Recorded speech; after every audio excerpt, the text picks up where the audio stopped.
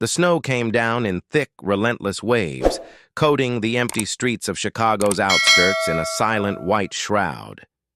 The wind howled through the skeletal remains of old buildings, rattling rusted street signs and sending wisps of snow spiraling into the air. The streetlights flickered, struggling to stay alive against the storm. The city had turned into a frozen wasteland, and on a desolate stretch of road near an abandoned warehouse, something stirred. Under the warped metal awning of the warehouse loading dock, a dark shape huddled against the bitter cold. It was difficult to see at first, just a shadow among the icy drifts, barely distinguishable from the piles of old debris scattered nearby. But then a gust of wind revealed movement, a slow, shuddering breath, the faintest rise and fall of a chest hidden beneath a thick coat of fur. The dog lay motionless, his body curled in on itself in a desperate attempt to preserve what little warmth remained. Snow clung to his coat, turning the sleek black fur into a patchy, frozen mess. His ears, once sharp and alert, drooped slightly, weighed down by exhaustion and hunger. The once mighty build of a warrior was now nothing more than skin stretched taut over sharp bones. His ribs jutted out against his frame, visible even beneath the thick fur, and scars, some old, some newer, ran like battle lines across his body. Around his neck, a silver collar hung loosely, tarnished and worn by time and neglect. The engraving was barely visible in the dim light. Ghost, K9 Unit. The name was fitting. He was little more than a ghost now, a shadow of the soldier he had once been. Ghost's amber eyes, dulled by weeks of hunger and exhaustion, barely held focus as he stared out into the empty street. Snowflakes landed on his nose, melting instantly against the warmth of his breath. He didn't bother shaking them off. He didn't have the strength. Somewhere, deep within his mind, memories stirred. Not the frigid loneliness of this abandoned street, but a different kind of cold, the kind that came from steel walls and the sterile air of military bases.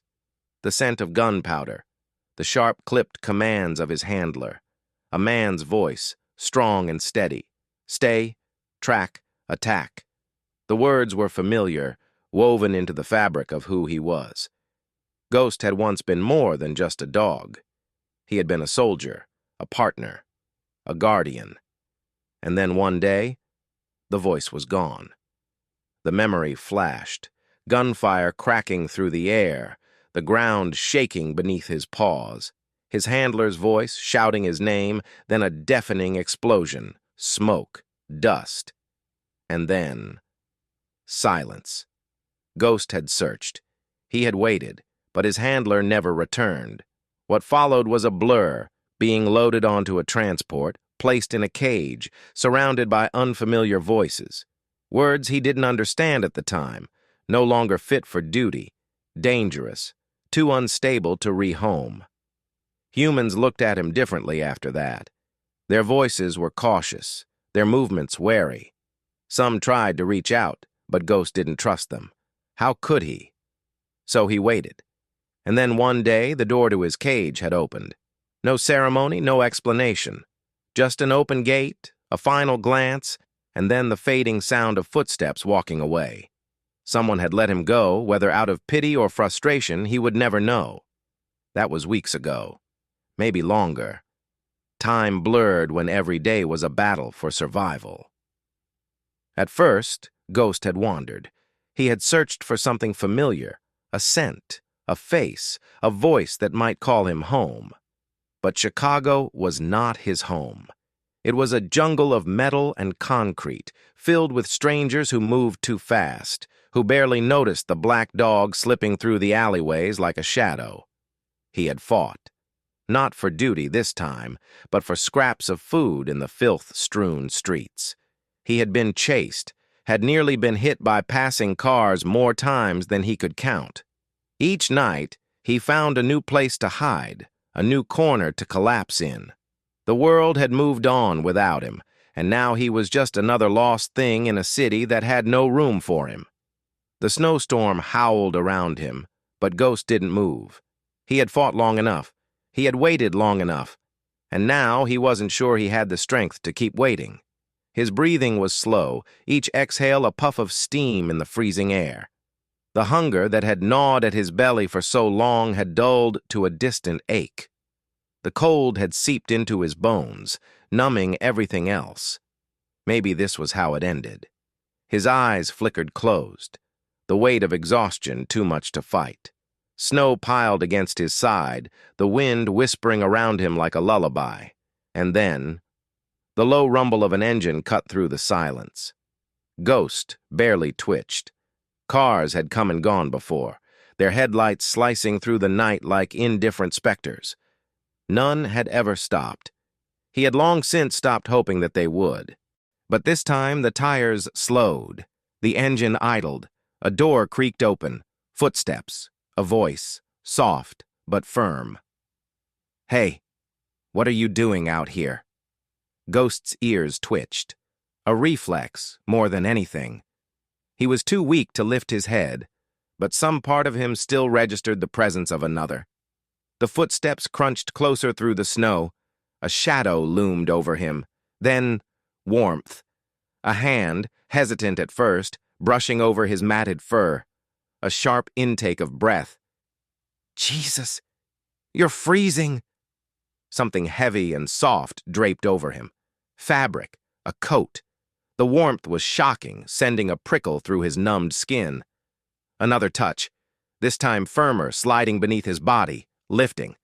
His instincts flared weakly, a ghost of a growl rumbling in his throat, but it faded almost instantly.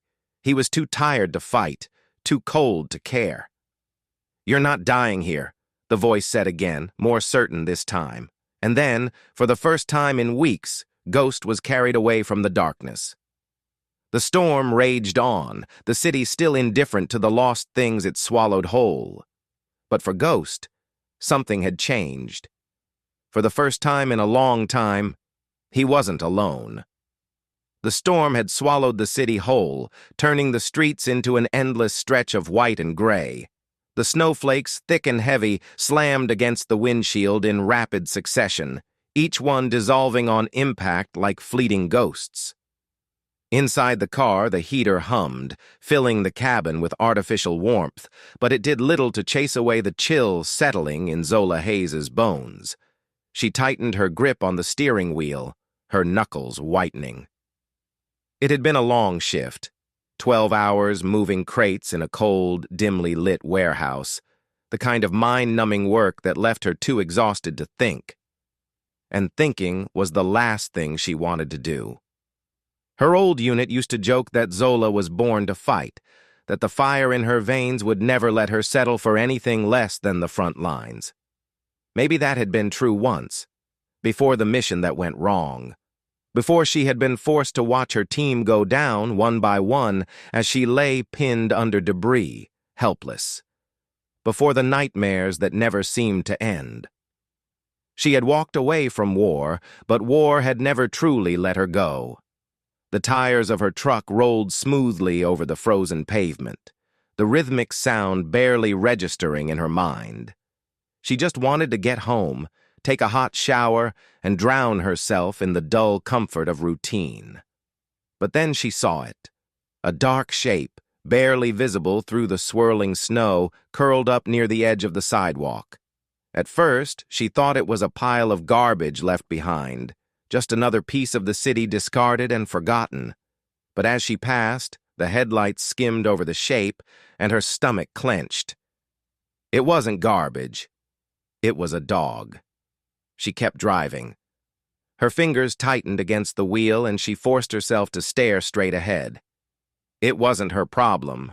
Stray dogs were everywhere in the city. It would probably be gone by morning, carried away by animal control or by the cruel hands of fate. But something gnawed at the back of her mind, the way the dog hadn't moved, the way the snow had started to pile against its fur, unmoving, as if it had been lying there for hours. The way something deep inside her, something instinctual, something she had spent years trying to bury, reacted to the sight. Zola exhaled sharply, slamming her foot on the brake. She cursed under her breath. This was stupid. She was exhausted, she was freezing, and she didn't have the time or the energy to play hero. But still. She threw the truck into reverse. The tires skidded slightly on the ice as she backed up, stopping just short of the curb. Snow swirled in the glow of her headlights, casting a hazy, ghost-like light around the unmoving form. Zola sighed. This is a bad idea.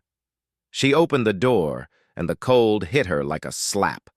It bit through her thick coat, coiling around her limbs like an unwanted memory. Her boots crunched against the icy pavement as she approached the dog, her heart hammering for reasons she didn't quite understand. Up close, she could see the extent of the damage. The dog was large, probably a Belgian Malinois, she guessed, its black coat barely visible against the darkness. Its ribs protruded beneath the fur, its frame reduced to a skeletal shadow of what it had once been. Scars ran along its legs and torso, some old, some newer. A soldier's scars. And then there was the collar. A silver tag, dull and worn with time, dangled loosely from the dog's neck. The inscription was faint, but still legible. Zola's breath hitched. A Killinsadik, not just a stray, not just another lost thing. This was a working dog, trained, disciplined, meant for battle. A soldier. She looked into its eyes then, expecting the wild fear of a street dog, the wary aggression of an animal that had learned to distrust humans.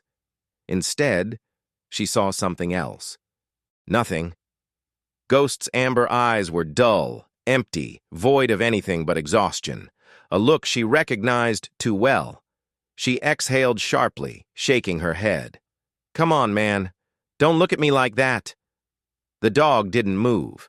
She ran a hand over her face, debating whether she was really about to do this. She wasn't a rescuer. She wasn't the kind of person who took in strays, not anymore. She had learned a long time ago that some things were too broken to fix. But when she turned to leave, something stopped her.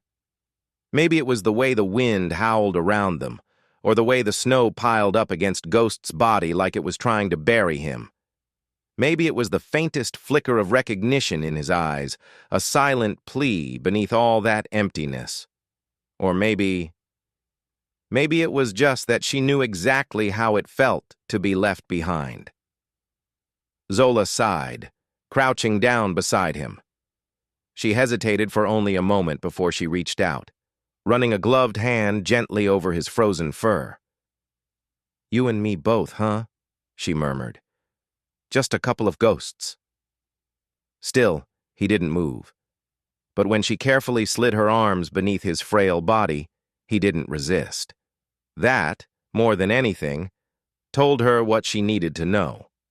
He had given up. Zola wasn't sure if that made things better or worse, but she wasn't going to let him die here. She lifted him carefully, gritting her teeth at how light he was, far too light for a dog his size.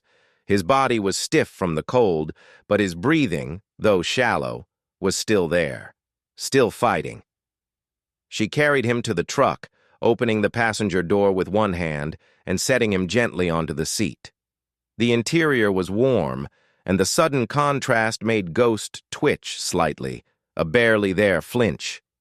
Zola settled into the driver's seat, stealing one last glance at the dog beside her.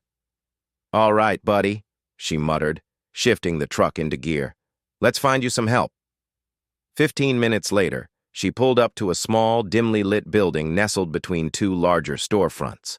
The neon sign in the window read, Jones Veterinary Clinic, in flickering white letters. She knew Amira wouldn't be happy about this.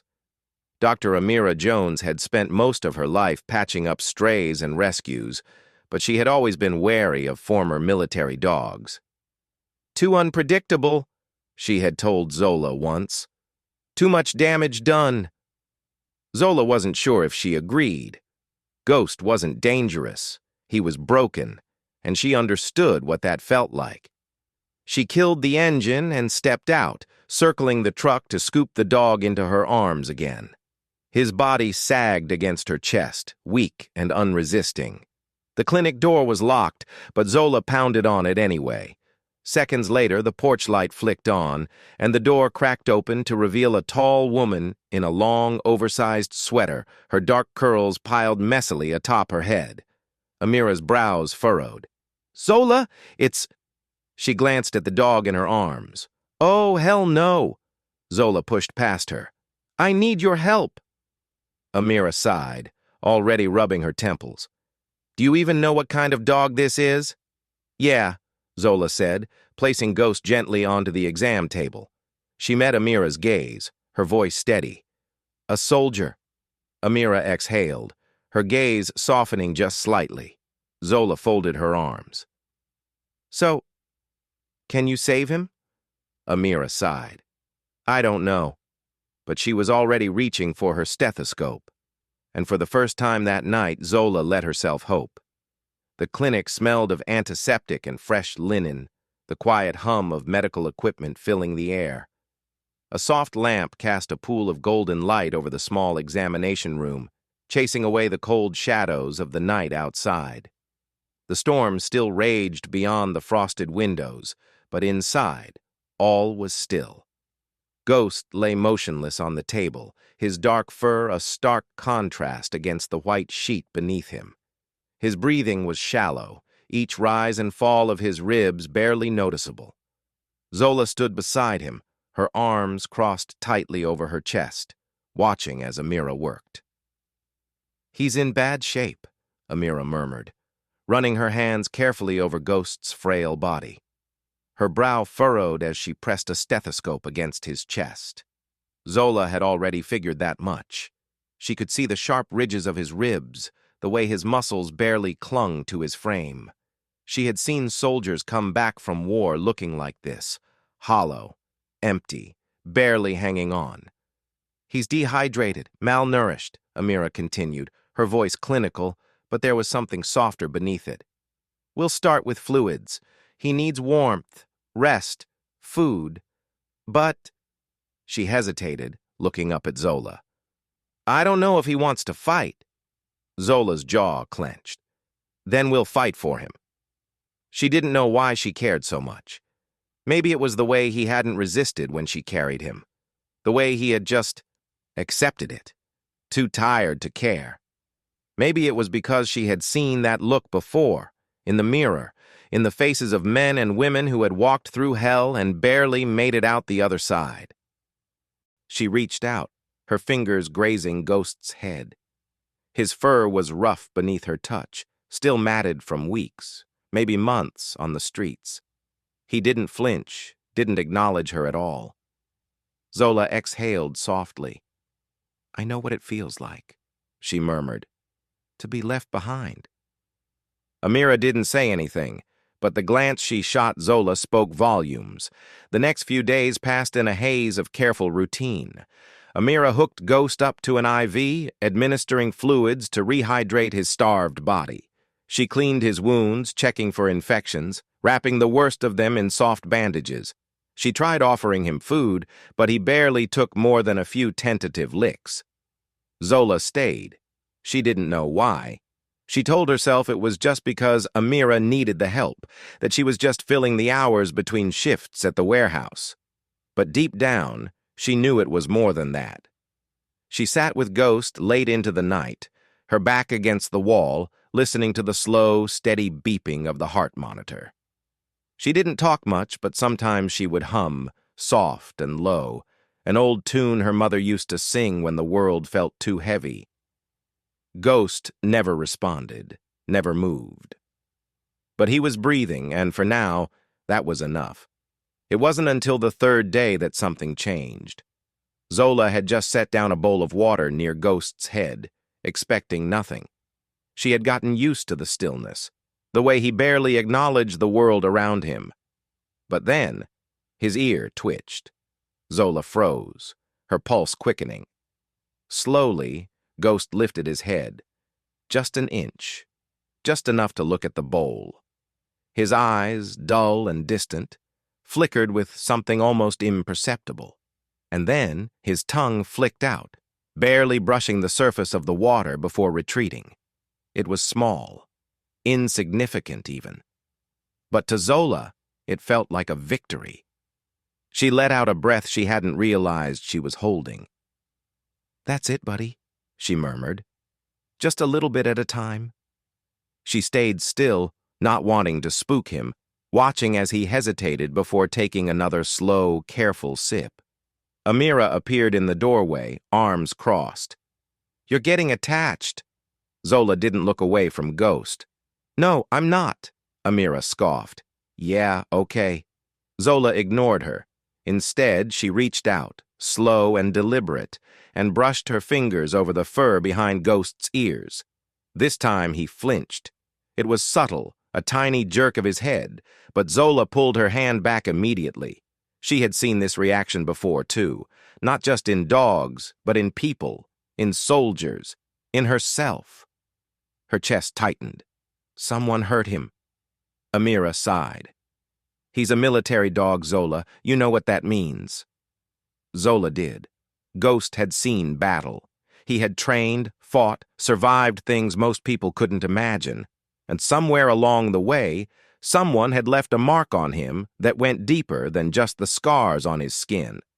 Later that night, while Amira ran another checkup, Zola sat on the clinic floor, Ghost resting just a few feet away. She pulled out her phone, hesitating before typing something into a military database she still had access to. It took a few moments, but then, there it was. Her stomach twisted as she read through the report. Ghost had been part of a special operations unit overseas. His handler, Sergeant Elijah Carter, had been killed in action 2 years ago during a covert mission. Zola stared at the words, her throat tightening. Elijah Carter. She knew that name. She had never met him personally, but she had heard stories about the man who had trained some of the best K-9 teams in the field, who had treated his dog not just as a tool, but as a partner, a friend. Ghost had been with him the day he died. The report said that after the explosion, the team had been forced to evacuate, and in the chaos, Ghost had disappeared. For 2 years, he had been missing. 2 years of waiting, searching, surviving. Zola closed her eyes, exhaling slowly. "He was looking for him," she whispered. Amira glanced over from across the room. "What?" Zola lifted her head. "Ghost. He wasn't just running. He was looking for Elijah." The weight of that realization settled deep in her chest. Ghost had spent all this time waiting for someone who would never come back. She swallowed hard and looked at the dog again. His body was still frail, his breathing slow, but his eyes, they weren't as empty as they had been before. He had survived for 2 years, living on nothing but instinct, holding on to something that no longer existed. And Zola knew exactly what that felt like. She pushed herself up, walking over to the examination table, placing a careful hand on Ghost's back. His ears flicked, but this time he didn't pull away. She nodded, as if coming to a decision. "We'll find him another reason to stay." Ghost didn't move, didn't react. But in the silence, his tail twitched, just slightly. And for the first time, Zola let herself hope. The night was still, save for the rhythmic hum of the heater and the distant howl of the wind outside the clinic. The storm had passed, leaving behind a quiet that felt almost too heavy, too expectant. Zola sat at the small table near the examination room, absent-mindedly flipping through a file Amira had given her about Ghost's recovery plan. The words blurred together, her mind drifting. Then it happened. A sudden crash shattered the silence. Zola had only meant to grab a book from the nearby shelf, but her elbow knocked over a metal tray, sending it clattering to the floor. The sharp, metallic clang echoed through the room like a gunshot. Before she could react, a guttural snarl tore through the air. Ghost. Zola barely had time to turn before she saw him. His body had tensed, ears flattened against his skull. His legs, once weak and trembling, now moved with alarming speed as he backed away, his eyes wild, locked onto something only he could see. His breathing came in sharp, frantic bursts, muscles coiled like a spring about to snap. "Ghost," Zola said carefully, her hands raised slightly, palms out. "It's okay." But he wasn't here. Not really. He was somewhere else. Somewhere far from this quiet clinic, somewhere filled with fire and smoke, where the air was thick with the scent of gunpowder and blood. His instincts had taken over. He wasn't a dog in recovery anymore. He was a soldier, trapped in an endless war. Amira appeared in the doorway, her expression grim. She took in the sight, Ghost's defensive stance, the raw panic in his eyes, then turned to Zola. "He hasn't left the battlefield," Amira murmured. "Neither have you." The words stung in a way Zola wasn't ready for. She gritted her teeth, refusing to look away from Ghost. "Ghost," she said again, softer this time. "It's not real. You're here. With me." He didn't move, didn't blink. His muscles quivered with restraint, caught between fight and flight. Zola took a slow step forward. His lips curled slightly, a flicker of hesitation in his amber eyes. Another step. His breathing hitched, one more. And then, his body sagged. Not in surrender, not in relief, but in sheer exhaustion. Whatever fight had surged through him moments ago burned out just as quickly, leaving behind nothing but the same hollow emptiness that had been there before. Zola exhaled. Slowly, carefully, she crouched down beside him. "You're safe," she murmured. "You don't have to fight anymore." His ears twitched, but he didn't lift his head. His body remained tense beneath her fingertips as she gently brushed his fur, grounding him, letting him know he wasn't alone. Behind her, Amira sighed. "He may never fully recover, you know." Zola knew, but she also knew something else. Neither would she, and yet they were still here.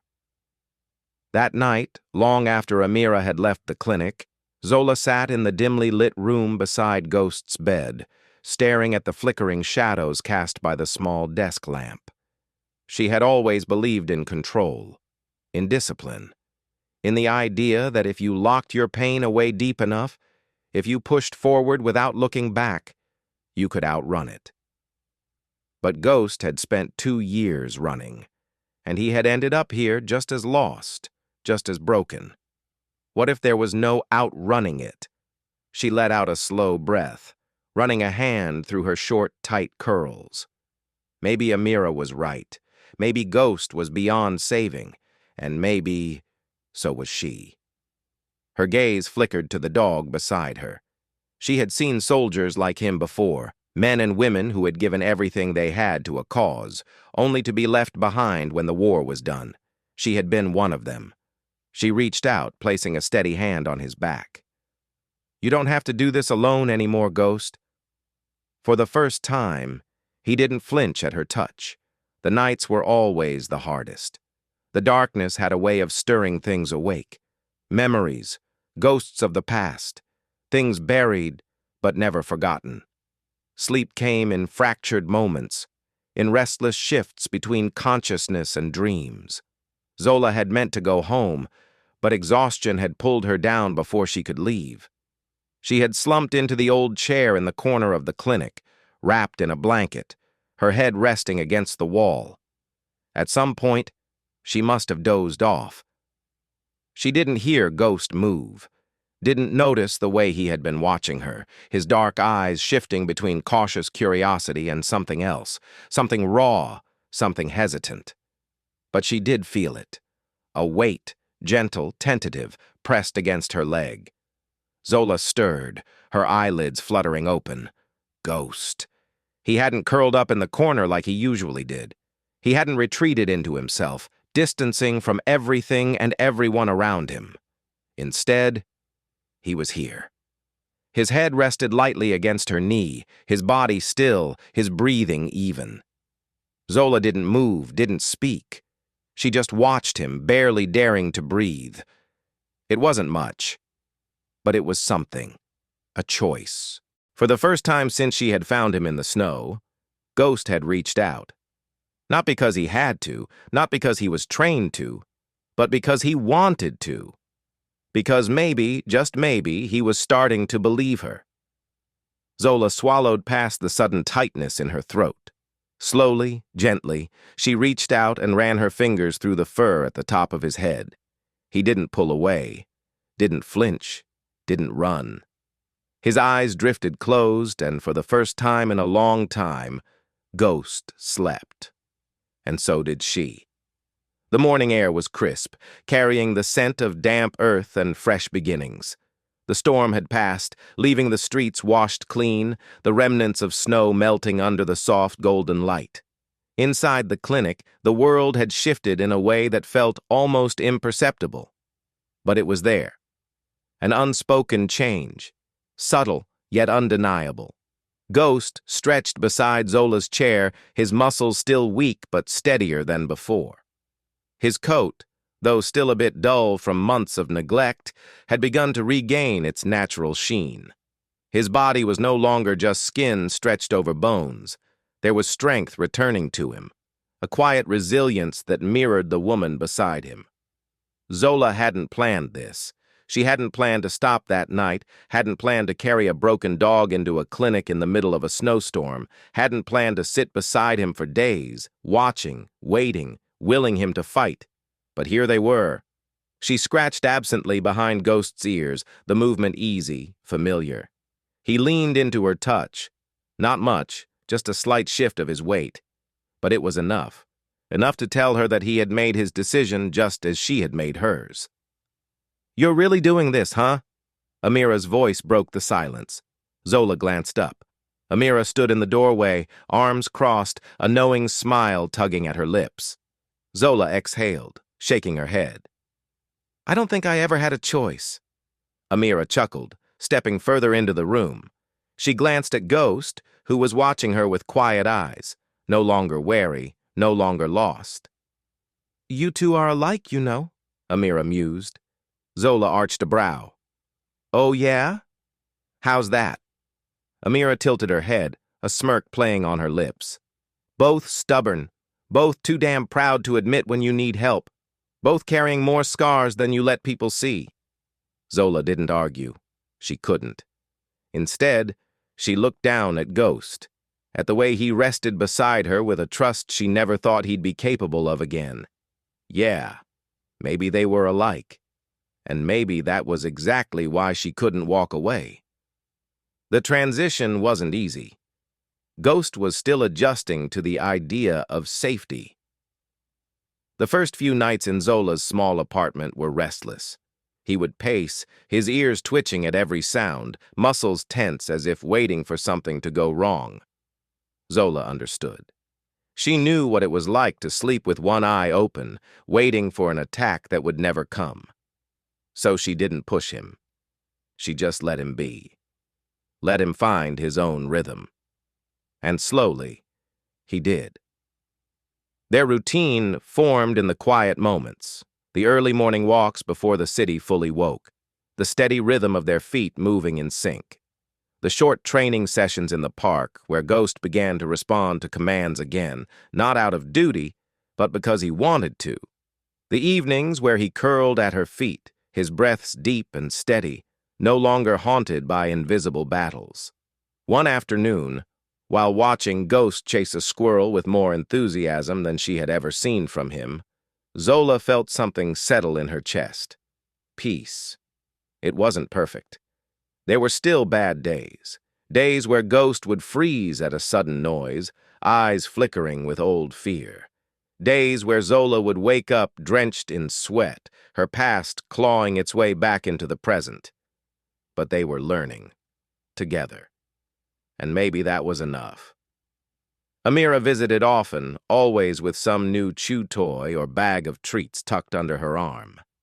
One evening she watched as Ghost sat patiently by Zola's side, his tail thumping against the floor while she finished tying her boots. They were heading out for their usual run, a new ritual that seemed to ground them both. Amira smirked. You know, if someone told me a year ago that Zola Hayes would be out here playing dog mom, I would have laughed in their face. Zola shot her a look. I am not a dog mom. Amira's grin widened. Uh-huh. Keep telling yourself that. Zola sighed but didn't argue, mostly because she wasn't sure she could. Ghost nudged her hand, and without thinking, she scratched behind his ears. He sighed contently, leaning into her touch. Amira watched the exchange, her expression softening. You saved him, you know. Zola shook her head. Nah, he saved himself. Amira tilted her head. Maybe, but you gave him a reason to. Zola didn't respond right away. She just looked down at Ghost, at the way his eyes held a quiet trust she never expected to see. She had thought she was saving him. But the truth was, he had saved her too. Some wounds never fully heal.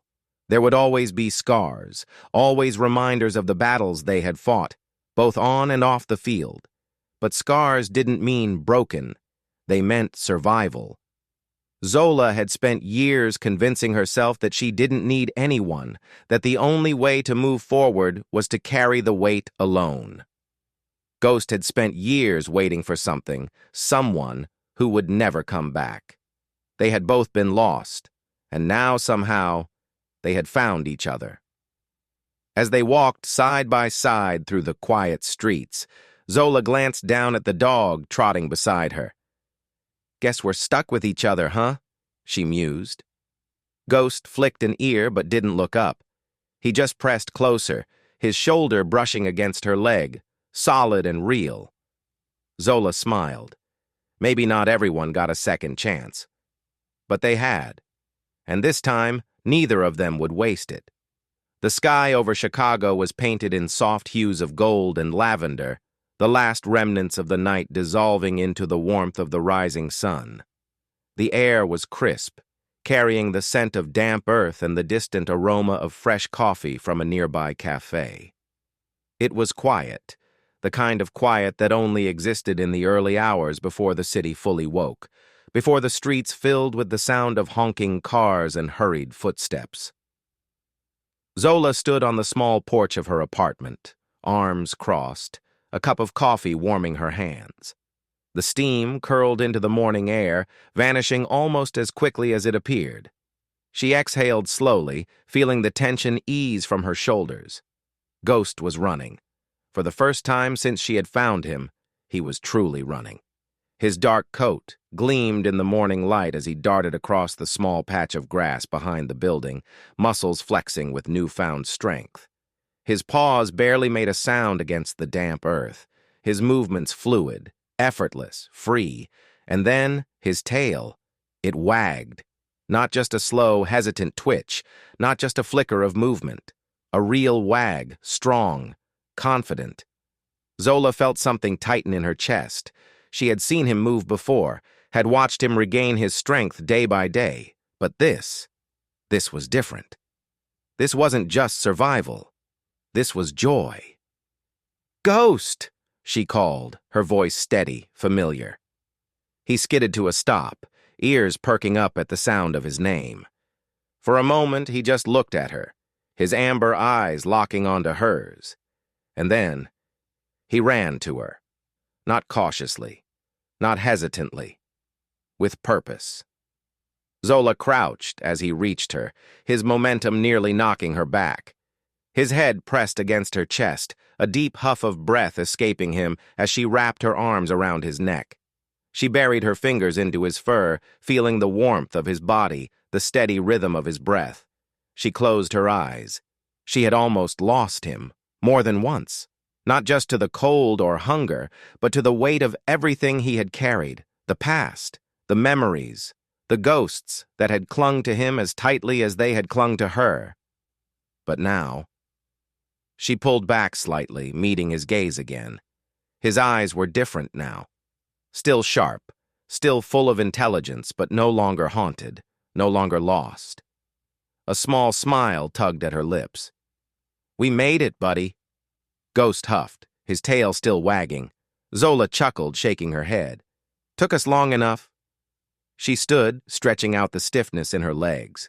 Ghost stayed close, his head tilted slightly, as if waiting for what came next. And for the first time, Zola wasn't worried about what came next. For so long she had been running, from her past, from herself, from the idea that she could ever find peace after everything she had been through. But Ghost had taught her something. He had taught her that healing wasn't about forgetting. It was about learning to carry the past without letting it break you. She looked down at him again, running a hand over the scar just behind his ear. They had both been through hell, but they weren't there anymore. She exhaled, turning toward the door. Come on, let's get inside before Amira shows up and yells at me for letting you roll in the grass. Ghost hesitated for only a second before trotting after her, his steps light, almost playful. Zola opened the door, stepping inside. The apartment was small, but warm, lived in. A pile of dog toys sat in the corner. A leash hung by the door. A food bowl rested near the kitchen, already filled. It was home. She glanced back at Ghost as he stepped inside, shaking off the last bits of morning dew from his coat. He looked at her, and then, with a quiet sigh, he curled up on the small rug near the couch, his tail thumping softly against the floor. Zola smiled, taking one last sip of her coffee before setting the cup down. She stepped closer, kneeling beside him, resting a hand on his back. For the first time in years, she felt still, at peace. Ghost let out a deep breath, his eyes half-lidded but watching her, as if he knew, as if he understood. Zola chuckled softly, shaking her head. We finally made it home. Ghost's tail wagged once, and for the first time in a long time, Zola knew she wasn't lost anymore, and neither was he, because sometimes the ones we save are the ones who save us too. Some stories stay with us long after they're told, not because of their twists and turns, but because of the emotions they leave behind. This is one of those stories, a heartwarming story about resilience, trust, and the unbreakable bond between a soldier and a canine dog. It reminds us that healing often comes in the most unexpected forms. There is something profoundly moving about dog stories, especially those that revolve around former police K-9 units. These dogs are more than just animals. They are warriors, protectors, and partners. They give everything they have, loyalty, strength, even their own safety, to serve alongside their human counterparts. But what happens when the mission ends? When they are no longer needed, or worse, when they are left behind? This story explores that painful reality, but it also offers something deeper: hope. It speaks to the idea that no one is truly beyond saving, not even those who have seen too much, lost too much. Just like humans, these highly trained dogs can carry trauma, memories that don't fade as easily as scars. And yet, with patience and understanding, they can learn to trust again. They can find new purpose, new family, and a new reason to keep going. Beyond being a tale of redemption, this story is a testament to second chances. It reminds us that sometimes the ones we rescue are the ones who end up rescuing us. That love, whether it's between two people or between a person and a dog, has the power to mend even the deepest wounds. And in the end, that's what makes dog stories like this so powerful. It's not just about survival, but about finding home again. Not just about overcoming the past, but about learning to live despite it. It's a story for anyone who has ever felt lost, for anyone who has ever struggled to trust again. And above all, it's a reminder that even after the darkest storms, there is still light, there is still hope, and there is always a place to belong. Share your thoughts. We'd love to hear from you. And if you enjoyed this video, don't forget to like, subscribe, and hit the notification bell so you never miss another amazing story. Together, we can shine a light on the power of doing what's right. Thank you for watching, and we'll see you in the next one.